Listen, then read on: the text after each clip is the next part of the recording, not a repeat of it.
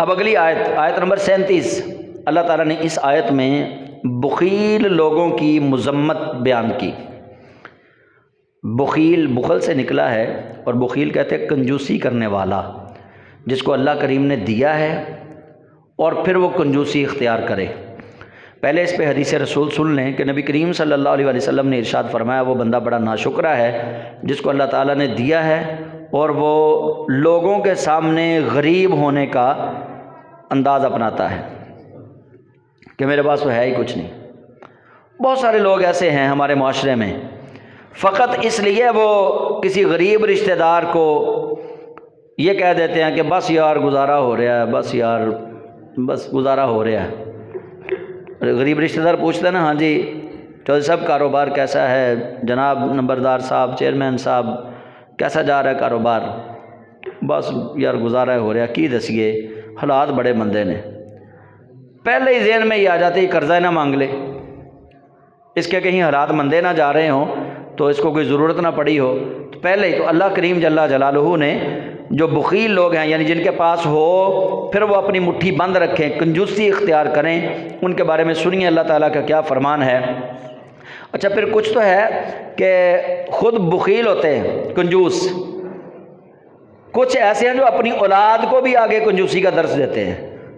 اے بھائی نہ کھڑائی جایا کرو لوکاں نوں، تسی جڑا نا یہ کم نہ کرو، یہ کی کر دیتا، انج نہ کھلایا کرو حساب نال، ہاں جی لوگوں کو سر تے نہیں ہمیں چڑھائی دا، یہ غریب جڑے نے سر تے چڑھ جاندے نے۔ مطلب اب جو ایسی تعلیم دیتے ہیں کنجوسی کی، بخیلی کی، اللہ تعالیٰ نے ساتھ ان کی بھی مذمت فرمائی۔ رب تعالیٰ کیا فرماتا ہے؟ آیت نمبر 37 سورۃ النساء، اللہ کریم فرماتا ہے الذین یبخلون ویأمرون الناس بالبخل، وہ لوگ جو خود بھی کنجوسی کرتے ہیں اور دوسرے لوگوں کو بھی کنجوسی کا حکم دیتے ہیں، وَيَكْتُمُونَ مَا آتَاهُمُ اللَّهُ مِنْ فَضْلِهِ، اور وہ چھپاتے ہیں جو اللہ نے اپنے فضل سے ان کو عطا کیا ہے۔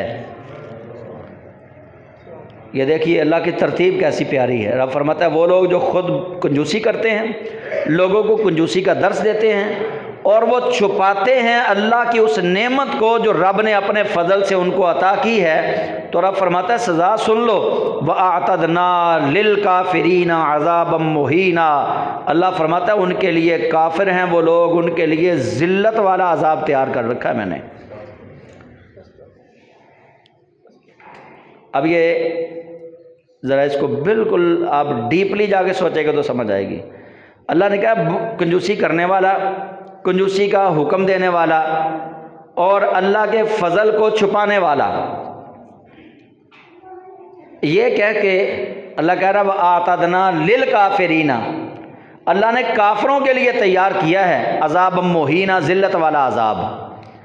ایک تو اللہ کریم اس کو ڈرا رہا ہے کہ وہ شکران نعمت رکھو، کفران نعمت نہ کرو، کافروں کی طرح میری نعمتوں کا انکار نہ کرو، یہ تو کافروں کا کام ہے، نعمتوں کا انکار کرنا، نعمتوں کو چھپانا، یہ تو کافروں کا کام ہے۔ تو رب ان کو ڈرا رہا ہے اللہ تعالیٰ۔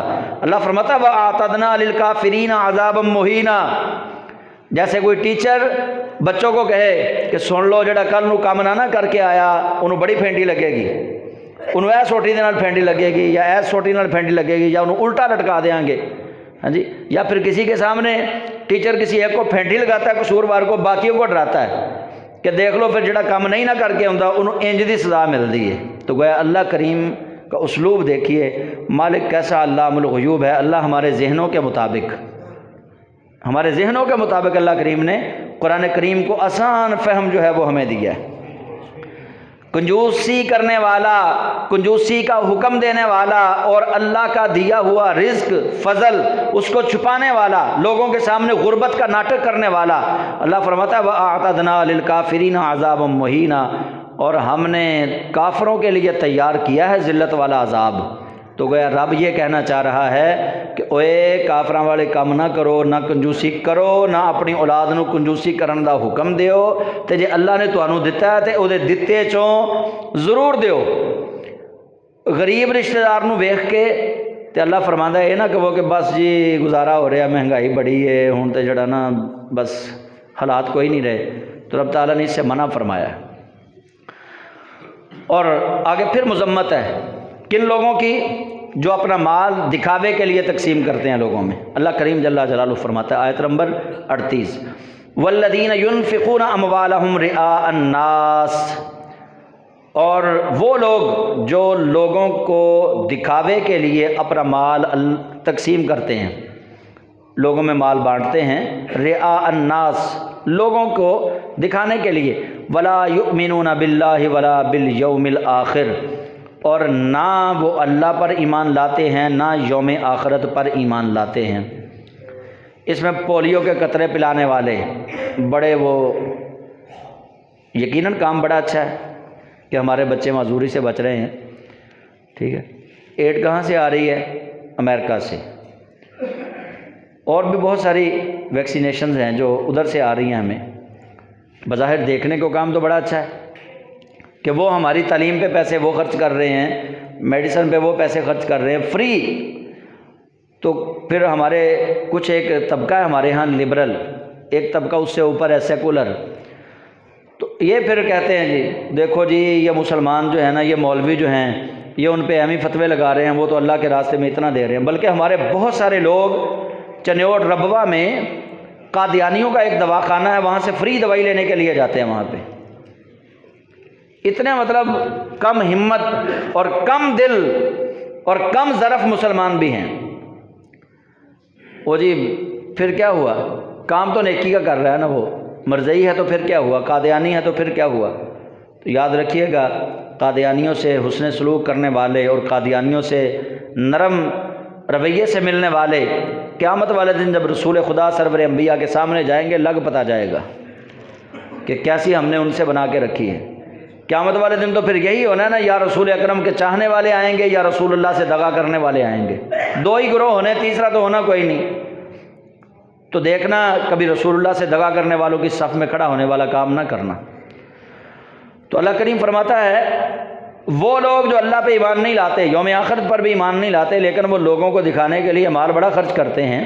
رب فرماتا ہے وَمَن يَكُنِ الشَّيْطَانُ لَهُ قَرِينًا فَسَاءَ قَرِينًا، اور جو شخص بنائے گا شیطان کو اپنا ساتھی، پس اس نے اپنے لیے بڑا برا ساتھی چوز کیا، بڑا برا ساتھی اس نے اپنے لیے چوز کیا ہے۔ وَمَاذَا عَلَيْهِمْ، اللہ فرماتا ہے کیا ہو جاتا،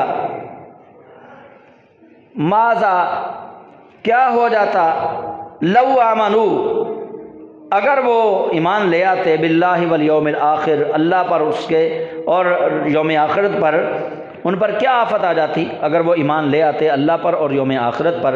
وَأَنفَقُوا مِمَّا رَزَقَهُمُ اللَّهُ، اور اللہ کے دیے ہوئے میں سے خرچ کرتے، کیا آفت آ جاتی ان پہ کہ اگر وہ اللہ کے دیے ہوئے میں سے خرچ کرتے، اللہ پہ ایمان لاتے، یوم آخرت پہ ایمان لاتے۔ وَكَانَ اللَّهُ بِهِمْ عَلِيمًا، اور اللہ ان کو خوب جاننے والا ہے، یعنی جو بندہ خرچ کرتا ہے اللہ کے راستے میں، اللہ کہتا ہے کہ میں اس کے دل کی حالتوں کو خوب جاننے والا ہوں، یعنی کہ اس کے دل کی حالت مجھ سے ڈھکی چھپی ہے۔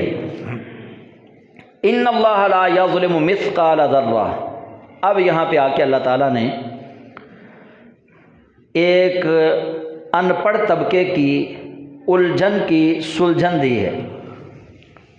وہ ہمارے ہی بہن بھائی ہیں، ہمارے ہی ماں باپ جیسے بزرگ ہیں، اچھا کہتے کیا ہیں، انیاں نمازاں پڑھی دیاں نے، اللہ اللہ بھی بڑی کری دی ہے، بڑا صدقہ خیرات بھی دے دا، پتہ نہیں مصیبتاں کیوں آ گئیاں، یہ ساڈے دے پتہ نہیں کیوں مصیبتاں آ گئیاں، اسی تے نماز بھی بڑی پڑھی دی ہے۔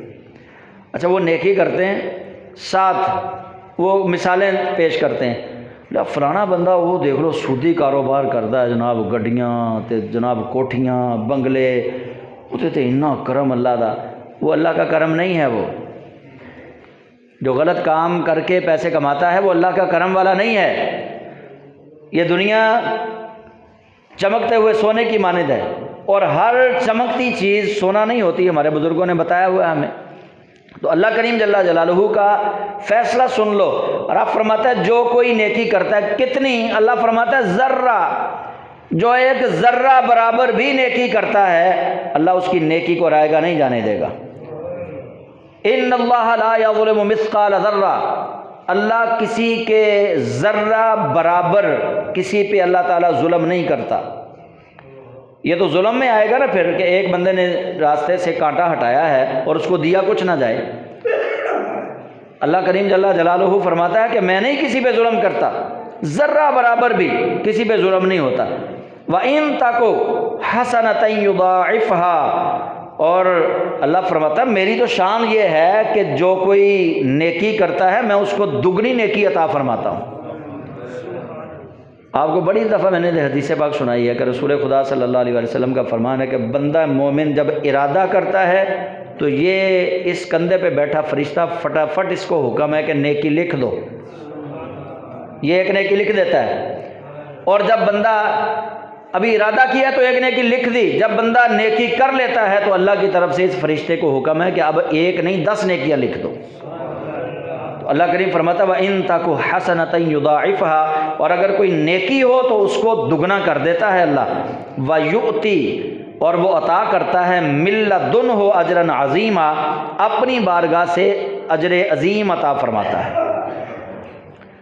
اب آیت نمبر 41، اس میں رسول اکرم صلی اللہ علیہ وسلم کی شان شہادت کو بیان کیا گیا ہے کہ نبی کریم صلی اللہ علیہ وسلم قیامت والے دن سب سے بڑے گواہ ہوں گے، شہید ہوں گے، شہید گواہ کو کہتے ہیں۔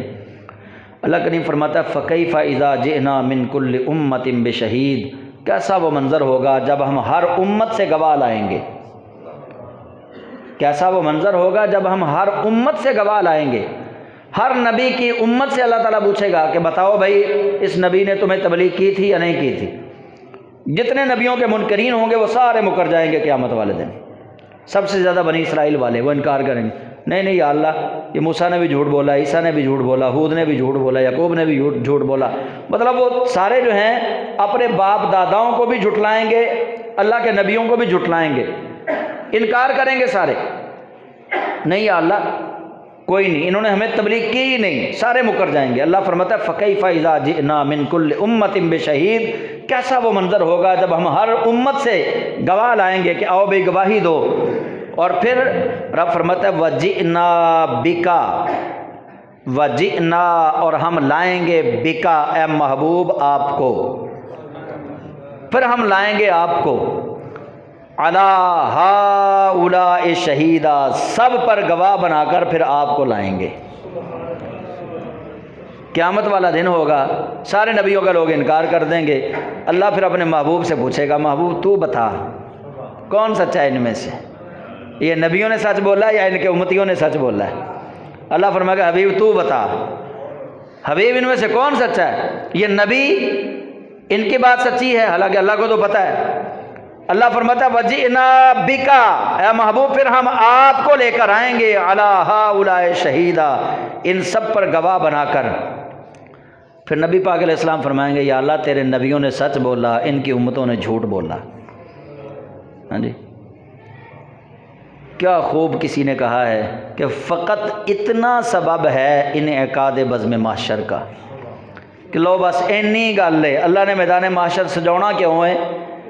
بزرگوں نے بس اینی گل ہے، فقط اتنا سبب ہے انعقاد بزم محشر کا کہ ان کی شان محبوبی دکھائی جانے والی ہے، کہ اللہ بس شان محبوبی دکھائے گا اپنے حبیب کی، بس اے سبب ہے، اس تو علاوہ کوئی سبب نہیں میدان محشر دا، کہ فقط اتنا سبب ہے انعقاد بزم محشر کا کہ ان کی شان محبوبی دکھائی جانے والی ہے۔ تو اللہ کریم جل جلالہ فرماتا ہے یومئذ، قیامت والا دن، یود الذین کفروا، وہ لوگ جنہوں نے کفر کیا، وعصوا الرسول، اور رسول کی نافرمانی کی، لو تسوی بہم الارض، وہ پھر فریاد کریں گے قیامت والے دن، سوچیں گے کہ کاش لو تسوی بہم الارض، کہ ان کو زمین کے برابر کر دیا جائے، ان کو زمین کے برابر کر دیا جائے، ولا یکتمون اللہ حدیثا، اور وہ قیامت کا دن تو وہ دن ہوگا جس دن اللہ سے کوئی بات چھپائی نہیں جا سکے گی۔ اس دن تو جو بات چھپانے کی کوشش کرے گا، زبان والی اس کی زبان جو ہے وہ گونگی ہو جائے گی، لیکن بولے گا کیا؟